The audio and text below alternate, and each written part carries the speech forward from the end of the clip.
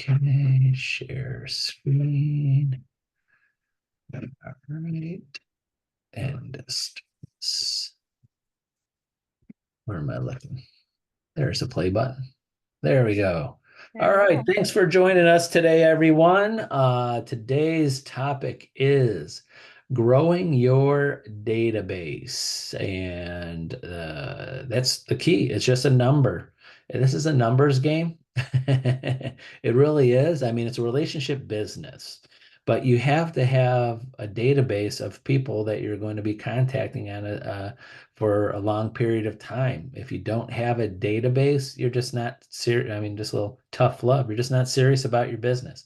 If you're just winging it, it's like, friends, relatives, people I run into, if it falls across, yeah, that's fine if that's all the business you want. Hey, I just want to sell to friends, family. If I fall across it, fine. But if you want to build your business and have steady income or know the number of the I won't use the exact term successful agents, but the consistent agents that say, gosh, every year, on average, I sell 20 to 30 houses a year. Those people don't fall across business. They have a database of people that they're prospecting to and asking them for referrals consistently. You're not going to fall across 25, 30 people a year just not having some type of system. So we're going to jump right into growing your database. So Deb, take it away. Yeah, well, that's exactly right. Exactly what he said. So many times I have agents asking me all the time, well, how do I build my business? Where are my leads? Where are these people? And there's no magic book that has a bunch of sellers' names in it. But well, actually there is. It's called the phone book, right? If they own a house, they're going to be selling sometime. Yep. Um, but going back to originally the thing, so the next few ones we're going to be talking about growing your business and your business plan and stuff because we're getting in that last quarter of the year, you guys. So you have to either do something now to get your year end a good one, or at least get prepped up for the following year, right? So Exactly. And I can't and can't what I believe it. Go ahead. yes, I can't believe it. Last quarter is coming up already. So, Yeah. one of the things I like to say this time of year, especially into the holidays, this is a time when we get into the holiday season, this is time to grow your database. This is a Yes. time, there's a reason to call people. It's the holidays. Don't take off. That's what most agents do. Okay, no, everybody else, if other people are taking off of work and spending more time with family and friends and have to do things, that's the time to reach them. They're not at work, or they have jobs, or if a lot of people are other salespeople in other industries, and then it is like example, a lot of industries the last quarter of the year is the lowest quarter because everybody just they worked hard all year and coming down. That's the time to get a hold of people, Yes. because they're doing less work, so they're available more personal time, and there's a reason to call them. Happy Thanksgiving, happy holidays, happy New Year, way before New Year. Don't wait till after. You should. So this is a good time to start going building your database. Yeah. So you want to shoot for a starting point of at least 100 people. 100 people. Everybody knows 100 people somewhere, some way, right? So whether it's your family, your friends, or your neighbors, social media connections, church, doctors, dentists, hairstylists. I have little example over here of all the different people that you might know. Those are the people you want to reach out to, right? Those are the people you Yeah. want to start with. Put 100 people in your database, and then you're going to qualify them. So are they an A person? Do they want to do something right now? Are they a B person? Maybe they want to be like doing something in 6 months or so. Are they a C person? Yeah, it's just someone that they might know somebody, or they might want to refer them out or something like that. You have your O people. What's an O people? Online people, right? So you can still do online referrals and stuff, but they're not going to be loyal to you. So you want to try and be with the people that you know or that your family and friends have referred to you. Those are going to be your most loyal people that you can talk to. They may not be doing something themselves, but chances are they know at least 5 people that they can give you a referral to so that you can reach out to them. Getting your name out is the way to go. So move on to the next slide. Next one. All right, go ahead. Um, be organized. Uh, make sure you're using a calendar. Make sure that you're using your systems. Like the MoxieWorks is really good. It has a lot of the MoxieWorks system with Engage connects to your Google. So not only do you have your database there, but if you're putting people into your phone, well, you can't say it. Phone. If you're putting people into your phone, you hit send to Google, then that automatically gets into your Engage. So you're not doing it 3 or 4 different times, right? You're just putting it into your phone and having it automatically go over to your Engage system. So anyone that's working with Century 21 Homestar, you should be using the system because it's also connected to your calendar. So again, if you're putting something in your phone on your calendar, it's going to hit your Engage. So no matter where you are, you can see what's happening in your day if you're on your computer, if you're on your tablet, if you're on your phone. I know all the Apple products all connect, and the Samsung products do the same thing, or the Android, I should say. I use Samsung, so that's why I use that. But Right. And it's also, oh, go ahead. I was gonna say the first thing on the mailing addresses, that's back to the holidays. It's a perfect time to reach out to people and if you don't have their address, ask them what their address is. And if they ask why, you decide why you send a holiday card list, So you can send them some cheap holiday cards out to, if you have 100 people and you're going to invest some money, it start with holiday cards. And if they own a house and you kind of know where they live, because I know I've been going through this for years. So I'm like, oh yeah, I know they live in whatever, live in Parma or whatever. You go right on the county records and find out. Put in Parma, you put in their last name. They'll show up everybody who lives there, and you can find their address. So if they own a house, you could easily find them on the county records. So if you want to skip that and not ask them, or just say, hey, it's a way to just want to confirm this is your current address. I'm going to be sending you a holiday card or something. Yep.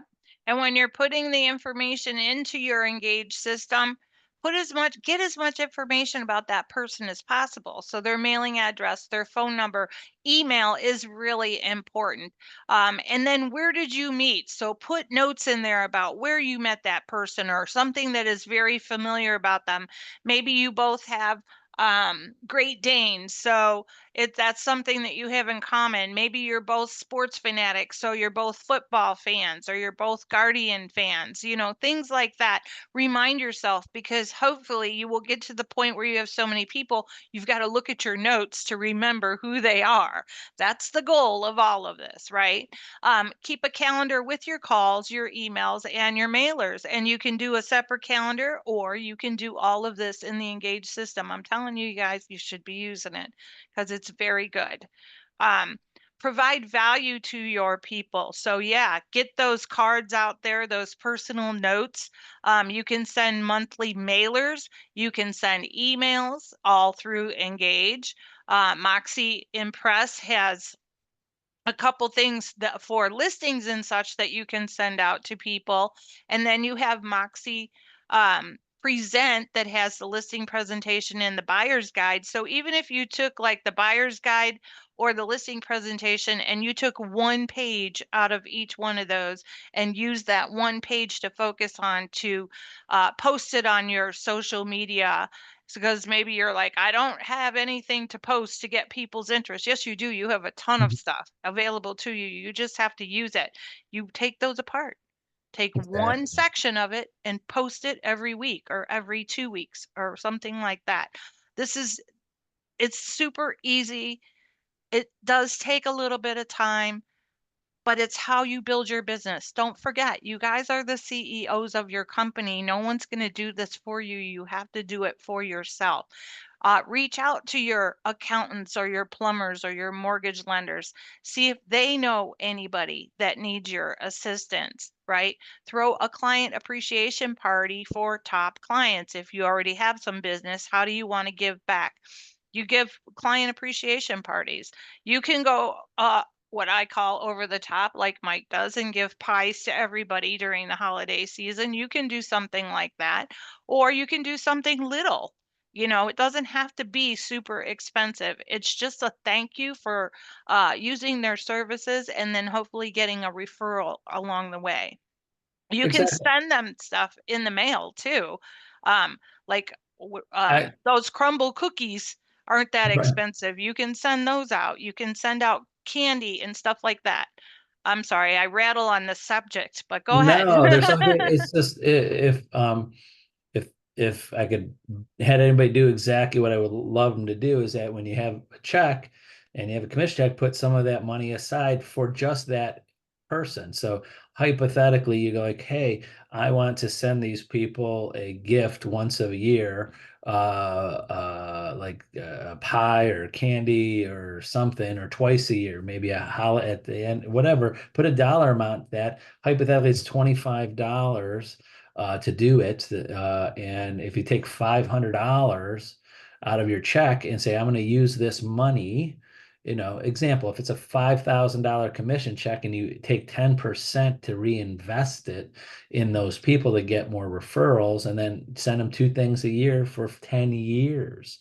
So you have the money aside, but it adds up because all of a sudden you have tens people, and then next thing you know, it's $250 twice a year. Then you got 100 people, and it's $2,500 twice a year. You're like, I don't want to spend that. But yeah, if you put the money aside in an account for your business for marketing purposes, you'll have that money set aside. It's just money management to that. So yeah, no, if I tell someone today, hey, send, you know, something $25 value to 100 people, someone like, I'm not spending $2,500 right now. But if you save that money over several years of clients because they had sales through you, you'll already have that money in a marketing account and have that money to send out. That's what businesses do. They don't just take the money that comes in and spend it all. They put it aside to remarket. So Correct. If you spent $25 a quarter on one person, that's $100, and they sold their house and you made $10,000 or $5,000 on that, it's well worth the money, isn't it? You spent $100 to get that sale. Oh, exactly. And it's a way to follow up with them, talk to them, just make sure they got the gift, and ask for referrals. yep. Yep, you can get the little stickers like Brian Buffini has, and you just put them on the back of the envelope. I'm never too busy for your referrals, right? Exactly. Practice your dialogues of what it is that you want to say to people. You can practice with your family members. You can practice with your friends. I love this part. Use your phone, record yourself, listen to how it sounds, talk back to yourself. Then you'll know what it's like. There's a whole section of what's called consumer guides that the National Association of Realtors created on how to talk to people about the offers of compensation, about being asked to sign a written buyer's agreement, all of this stuff. Century 21 agents on your university, they have a whole section of questions that the seller would ask and how you're going to respond. Buyers ask and how you're going to respond. The National Association of Realtors did it too. Practice, practice, practice, and then you won't be stumbling over your words when you're talking to somebody new about it. You're just going to rattle it off. And you know what's going to happen? They're going to be like, this person really knows their stuff, right? I'm Exactly. going to use them. They know what they're talking about. Uh, Make sure that when you are preparing your dialogues, that it suits your client, right? So you don't want to talk laid back to a lawyer or to a doctor. They want to be spoken to in a professional manner, and you should always remember something very important when you are talking to the public, that even if you're going to change the way that you are with certain people according to suit their needs, you're still the professional. still dress the part, still act the part, still speak the part. You can change it up a little bit to suit your personality, but you don't want to be all slang and everything when you're talking to people, because they're going to be like, they're not a professional, right? Mhm. Do And you listen, agree? I agree with you. It's just and just like when agents ask, like, how should I dress for my clients when I show houses? I said, dress for your clients, but always look like the professional.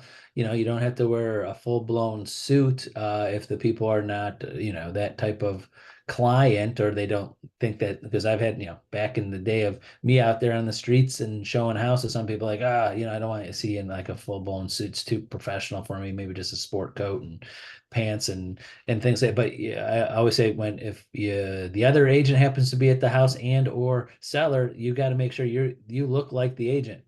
Yes, exactly.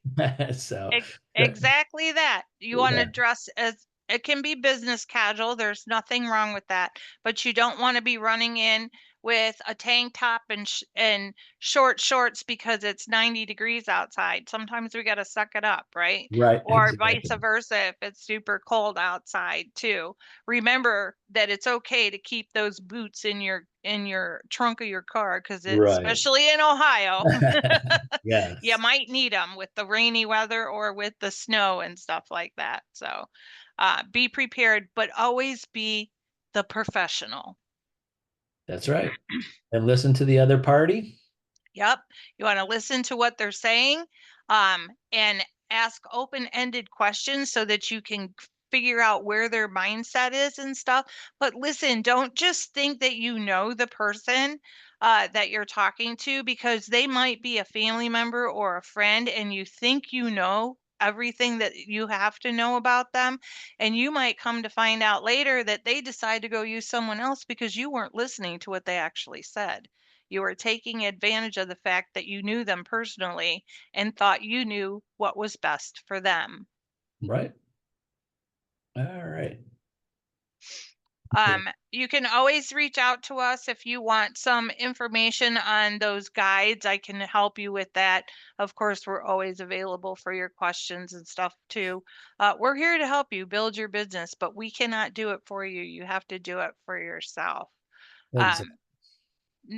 in a couple days here, Saturday, Mike has the 5 listing secrets. So that should be a good class. You do get an hour of CEU credit for that one.